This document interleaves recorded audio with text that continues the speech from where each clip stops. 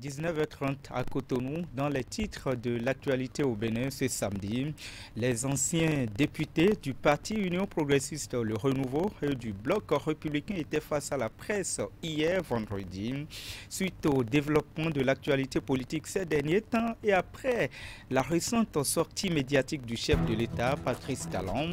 Ils ont voulu apporter un certain nombre de clarifications sur plusieurs sujets.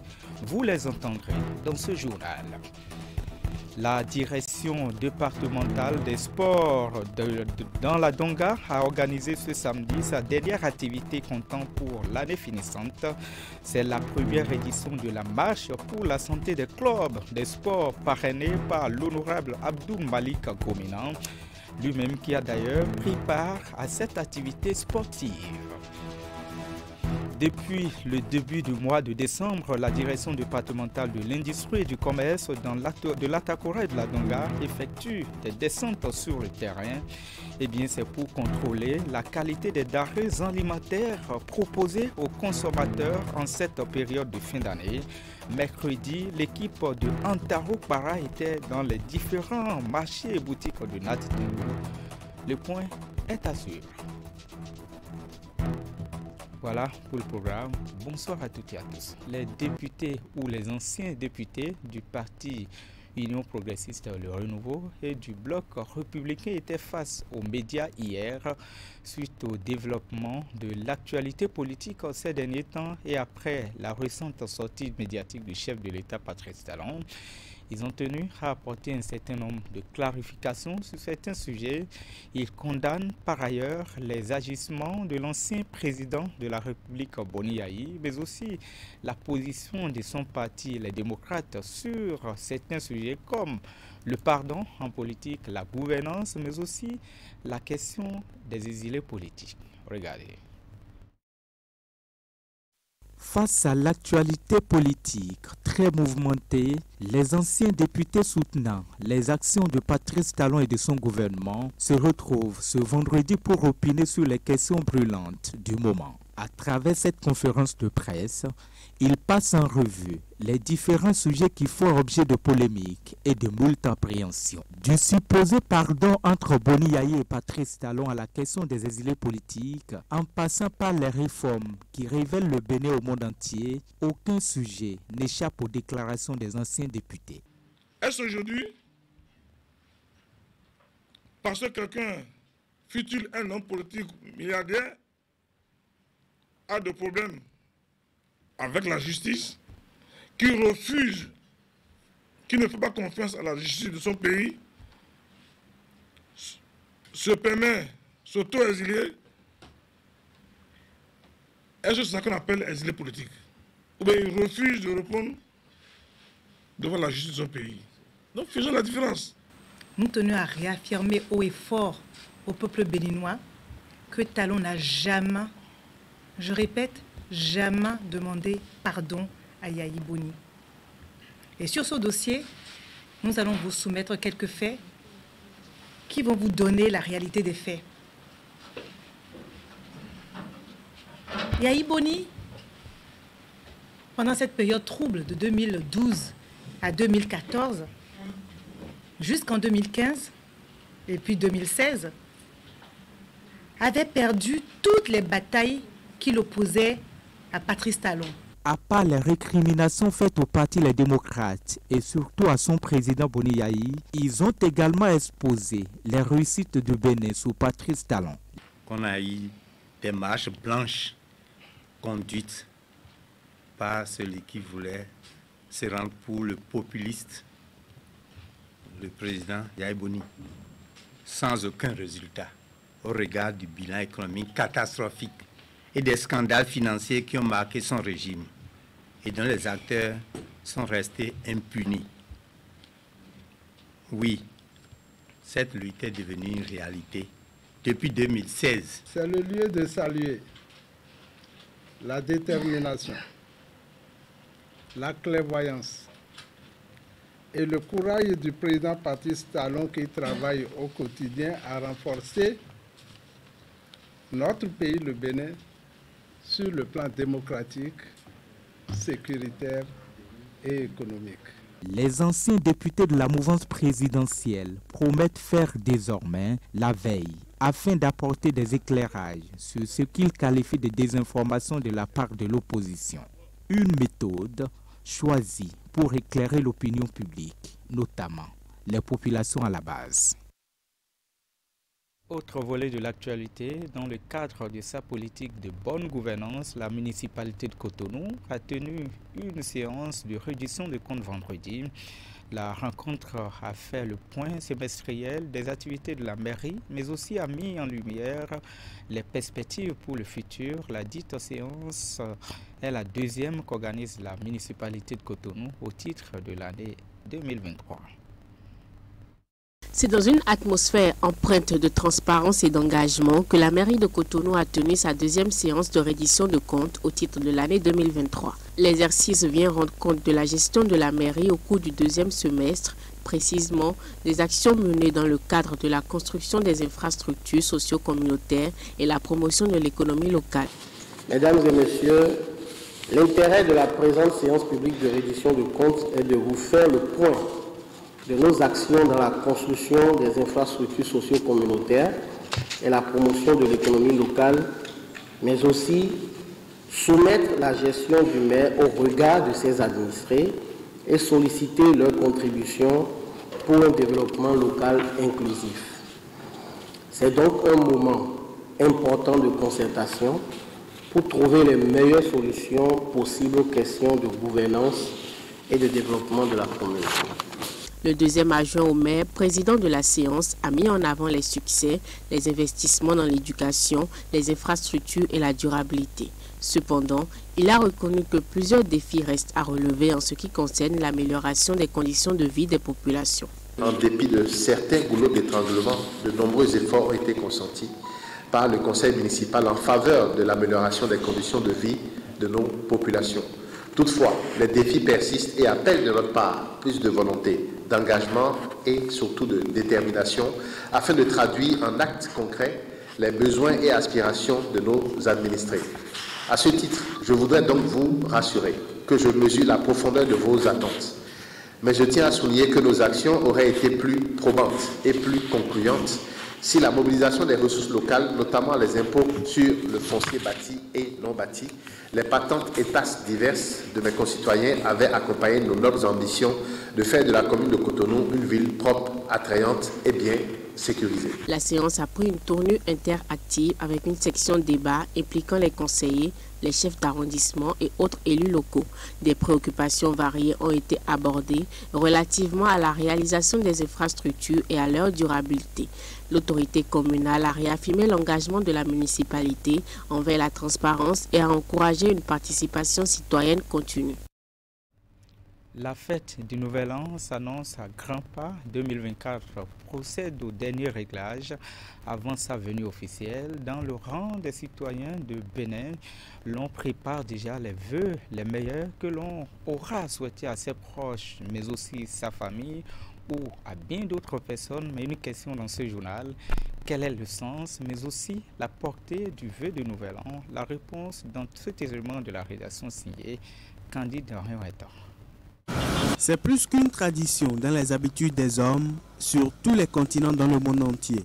Ils remplissent à chaque nouvelle année leur devoir ou obligation de formuler des vœux du Nouvel An à l'endroit de leurs proches et autres personnes. Pour la plupart, ces souhaits revêtent une importance capitale. Les vœux formulés utilisent ou passent par des mots de bonne année, des mots en fait qui déclenchent les sentiments, des mots qui ouvrent les émotions et qui font qu'il y a une transformation de l'individu dans toute sa totalité, depuis ses espérances, son espérance, jusqu'à en fait ses attentes de la vie. Chacun a des attentes.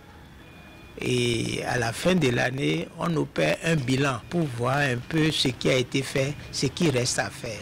Donc on formule les vœux par rapport à ce qui reste à faire. C'est un peu comme si on met à votre disposition tout ce dont vous avez besoin pour les nouveaux défis. Et donc les vœux rentrent dans le renouvellement de la personnalité un peu comme aussi on lave une maison, on enlève les toiles d'araignée. La portée de ces vœux formulés tire sa source dans la sacralité du verbe, ce qui explique la réalisation de ces vœux transmis à travers des paroles ou des souhaits prononcés. Si nous aussi, nous avons été faits à la ressemblance et à l'image de Dieu, cela veut dire que ce que nous disons là doit nécessairement être efficace. Pas doit, être toujours efficace. Donc en souhaitant, en faisant un vœu, c'est pour que cela se réalise. Et cela se réalise. Ce n'est pas une affaire de religion d'abord. On dit enfant, nous mettons vaudouin. Cela veut dire que avant que nous ouvrions la bouche pour dire quelque chose, il faut tourner 3 fois sa langue. Parce que quand tu as dit, ça va arriver. La parole est efficace. Le verbe est efficace. Et quand on y croit, c'est davantage efficace. Quand on parle du sens de ces vœux exprimés, les perceptions sont diverses. Les vœux que nous formulons, il faut tenir compte des attitudes de la personne avant de lui faire des souhaits. Parfois, nous formulons des vœux à certaines personnes, mais en fin de compte, on dirait des malédictions pour ces personnes. On leur souhaite bonheur, mais ce sont les peines qu'elles traînent toujours.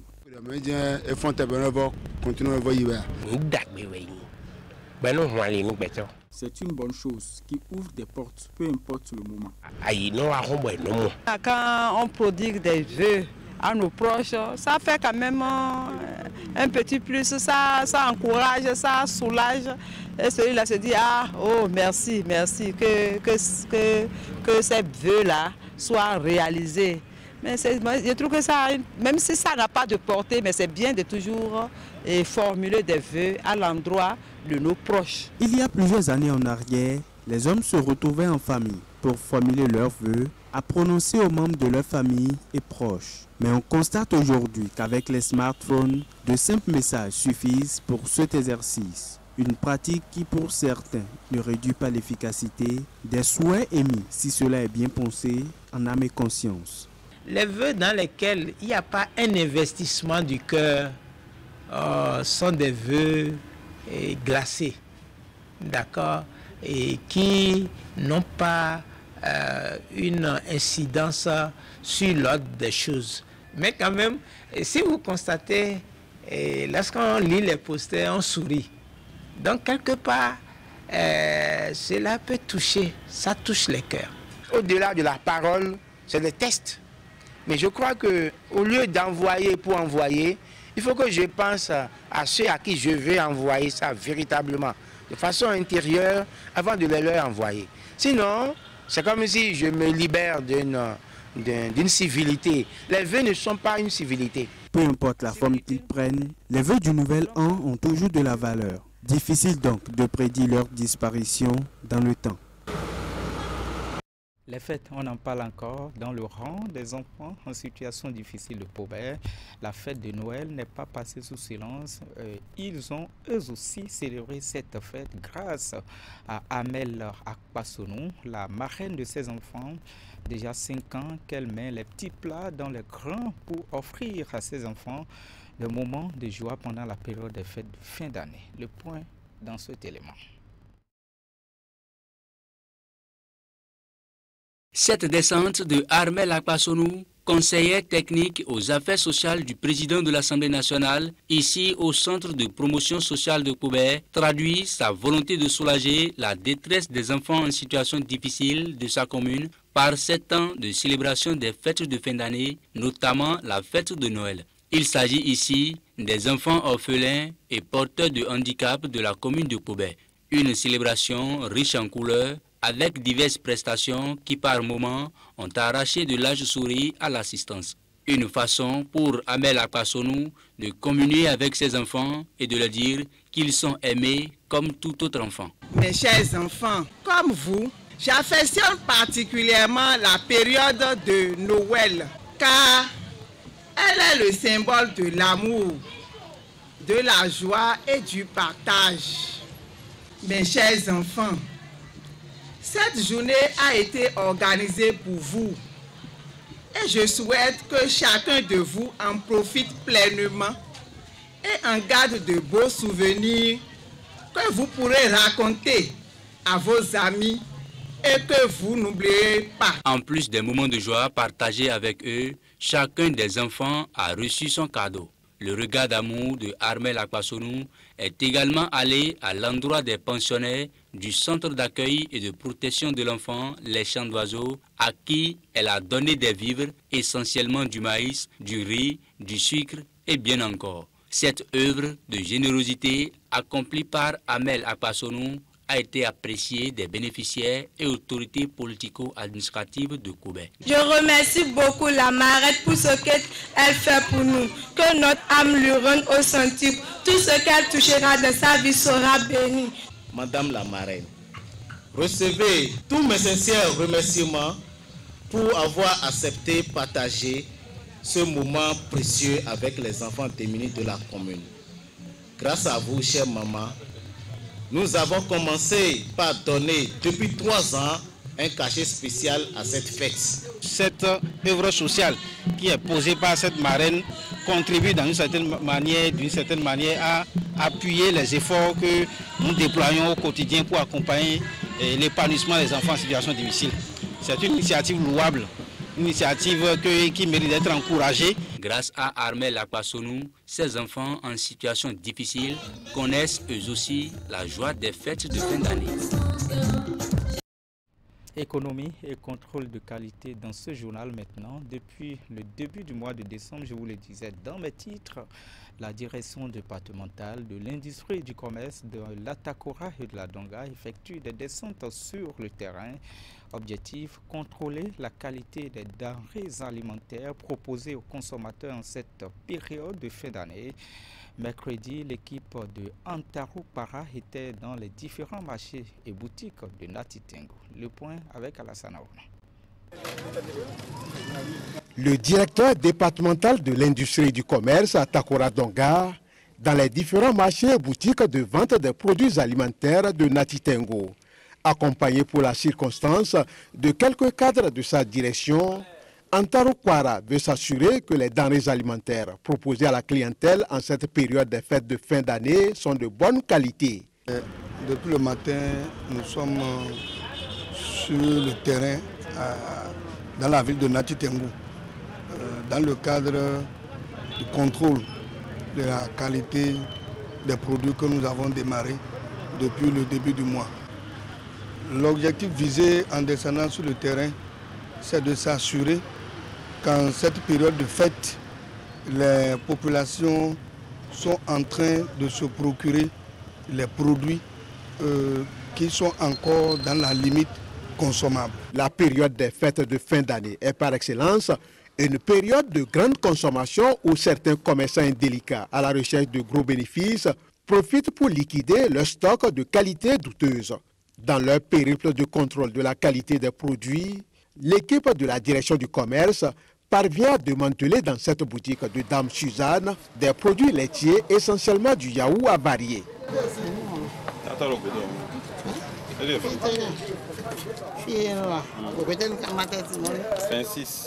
26 décembre, sort de voyeurs. Eux autres, ils ont besoin de grandir. Oui, grandir. Et on intoxique déjà ces enfants-là.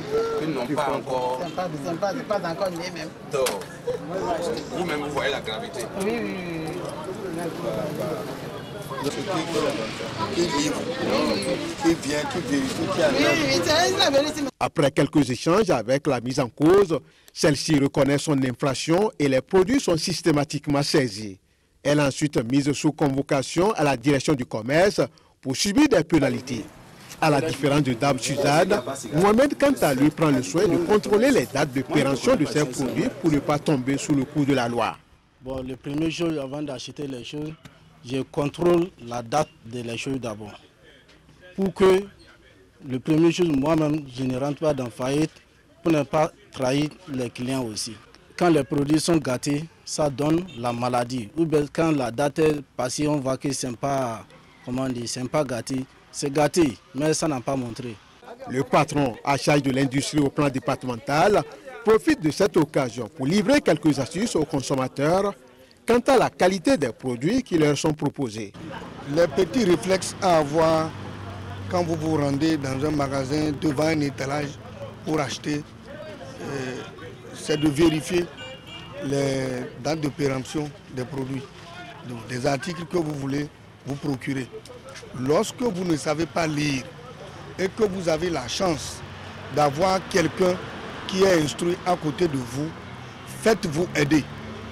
Faites-vous aider par ce dernier. En cette période des fêtes de fin d'année, Antaro Para exhorte les populations à plus de vigilance pour ne pas se procurer des produits avariés préjudiciables à leur santé. Et pour agrémenter les fêtes à sa clientèle, par la même occasion, la fidélisée Miken Technologie organise une promotion assortie d'un jeu tombola. Plusieurs lots sont à gagner dans les différentes agences de Allo et Néo de Cotonou. Le premier tirage au sort du jeu s'est déroulé vendredi en présence de nos reporters Esther Tofa et Elvis Florent Tonocoin.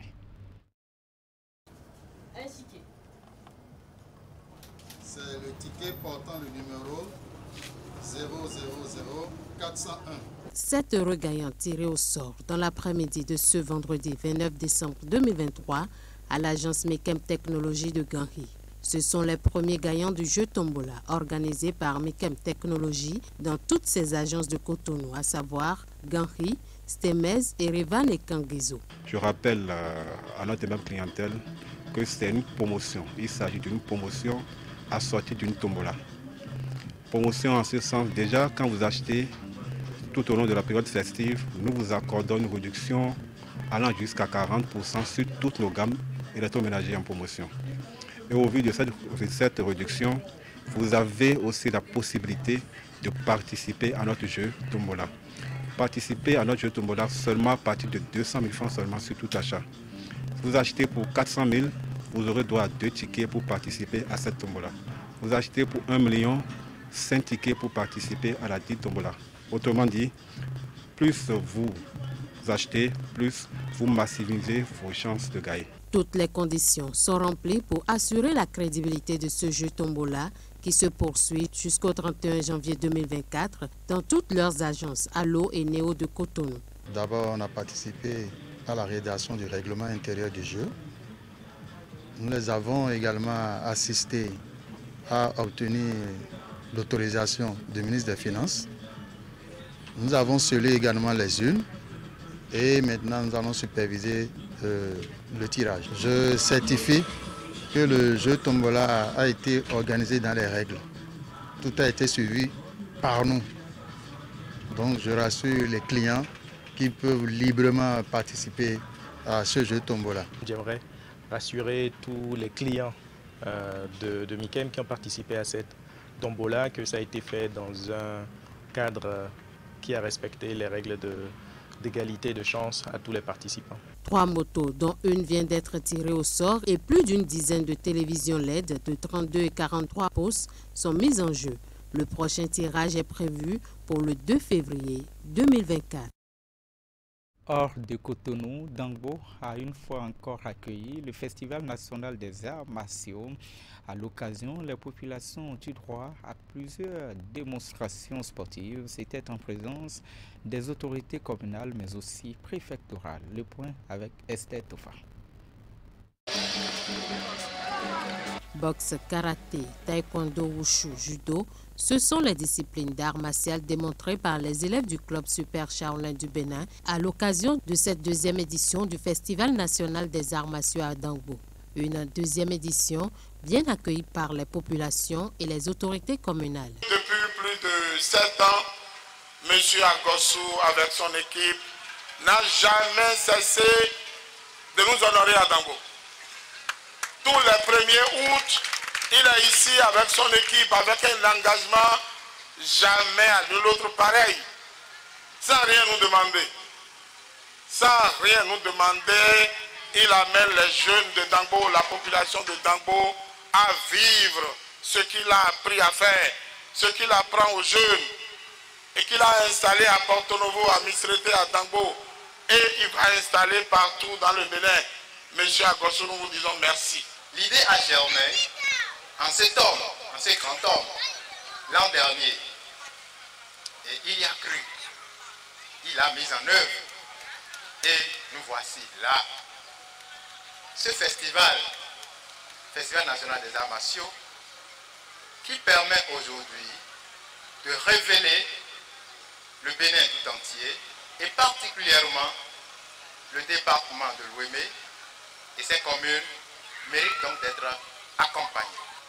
Et comme vous pouvez vous en douter, cette initiative vient donc accompagner le programme d'action du gouvernement de son Excellence Patrice Talon. C'est la Maison des Jeunes de Dangbo qui a abrité les 16 et 17 décembre 2023 les démonstrations spectaculaires de plusieurs arts martiaux, une initiative du club Super Shaolin du Bénin. Pratiquer les arts martiaux va bien au-delà d'une simple activité physique. C'est une occasion de se développer personnellement, de se découvrir, de développer sa personnalité et de vivre plus longtemps en bonne santé. C'est pourquoi j'ai décidé d'introduire mon art au Bénin. Autre Dangbo, la commune de Porto Novo a également accueilli le festival les 23 et 24 décembre. Cette discipline-là dans vos localités, elle peut les gens, mais on les apprend pour défendre, pour se défendre, pour défendre les autres, pour être utile. Et pendant le festival, l'association Engagement Action Sociale a tenu aussi dans la soirée du jeudi la deuxième édition de la Nocturne de Cotonou. C'est à travers sa campagne dénommée « Sachez relouer » une marche dans la ville de Cotonou, capitale économique, qui s'inscrit dans le cadre de la sensibilisation des citoyens sur l'importance d'une responsabilité collective pour préserver l'environnement. Regardez. Après une bonne trentaine de minutes consacrées à l'échauffement et aux consignes, le top départ de la deuxième édition de la Nocturne de Cotonou est ainsi donné au parking de Seme City à Cotonou. Plus de 2500 personnes ont répondu présent à ce rendez-vous éco-citoyen dont l'objectif principal est de sensibiliser les participants sur des comportements citoyens pour préserver l'environnement. Pour nous, c'était une façon de montrer à la population de Cotonou la beauté de nos rues. Or, si nous avons des rues qui sont belles et que nous les populations, nous ne les entretenons pas, ben, tous ces investissements vont aller à l'eau. Et le sachet plastique fait partie des causes, des fléaux qui touchent pas seulement notre santé, mais aussi notre environnement. Et c'est pour ça que nous sensibilisons pour que nos populations ne jettent pas par terre, pour que nos populations ne salissent pas tout ce qui est offert comme cadre de vie. Et donc, on peut dire bravo à toute cette mobilisation et à toutes ces entreprises qui nous accompagnent.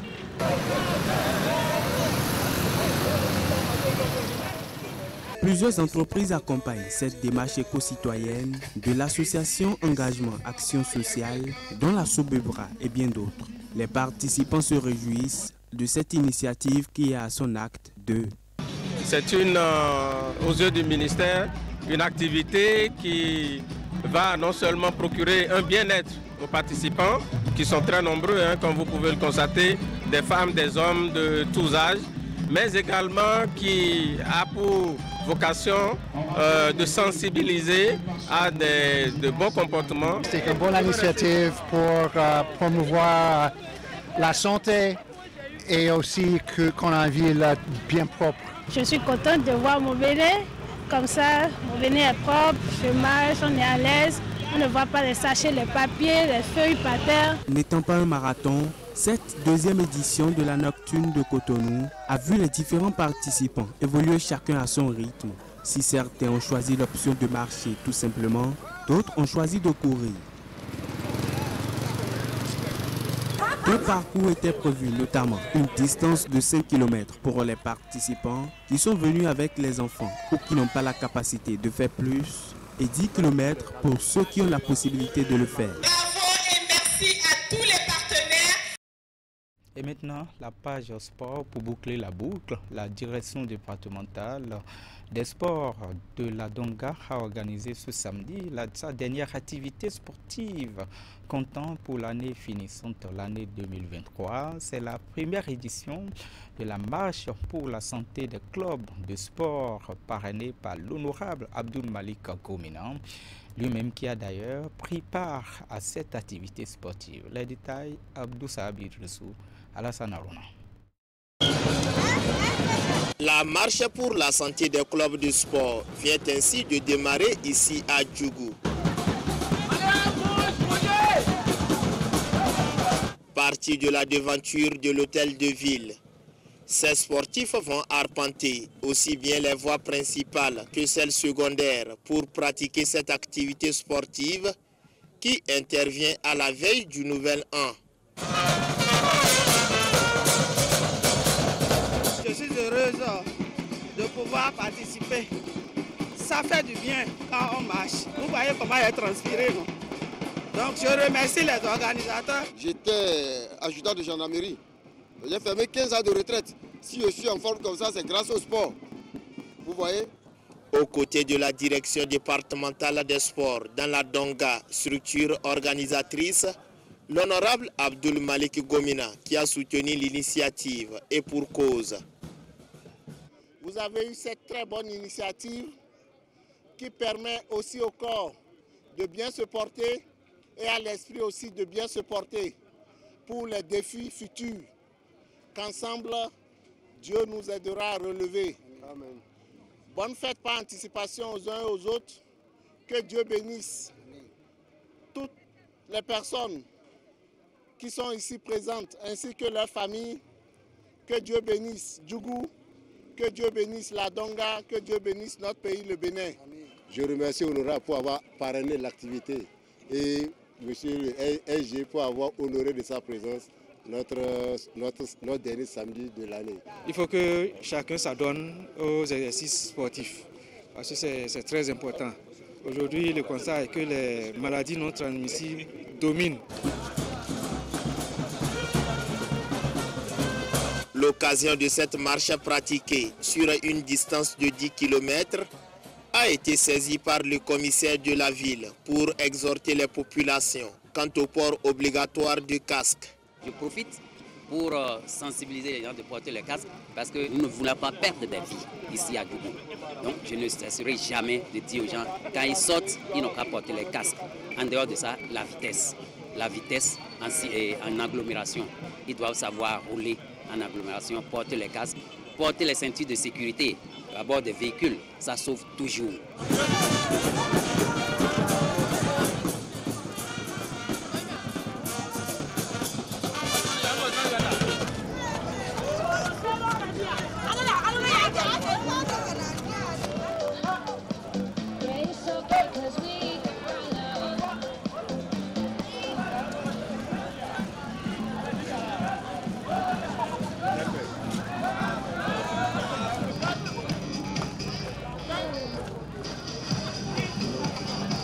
Très sportif et authentique sur tout le parcours, l'honorable Abdul Malik a tenu le coup jusqu'à l'arrivée où il a donné le dernier exercice physique. On descend doucement et allez un peu derrière jusqu'à rester comme ça, c'est tout. Je te suis, c'est parti.